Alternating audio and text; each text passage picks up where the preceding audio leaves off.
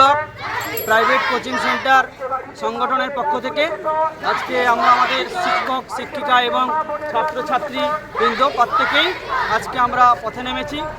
জি কর মেডিকেল কলেজে যে কর্মরত অবস্থায় ডাক্তার মারা গেছেন, খুন করে ধর্ষণ এবং খুন করা হয়েছে, তার বিচারের দাবিতে এবং ভবিষ্যৎ প্রজন্মে নারী সুরক্ষার দাবিতে আজকে আমরা পথে নেমেছি।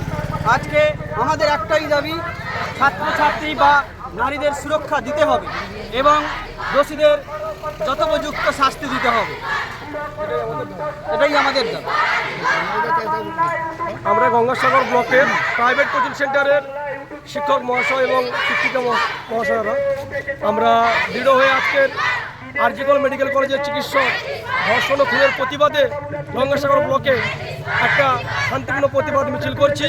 আমরা চাইছি দোষীদের শাস্তি হোক, ফাঁসি হোক, যারা যারা জড়িত আছে প্রত্যেকের ফাঁসি হোক এবং ভবিষ্যতে আমাদের মা বোনদের মেয়েদের যাতে ভবিষ্যৎ সুরক্ষা থাকে এই দাবি আমরা তুলছি।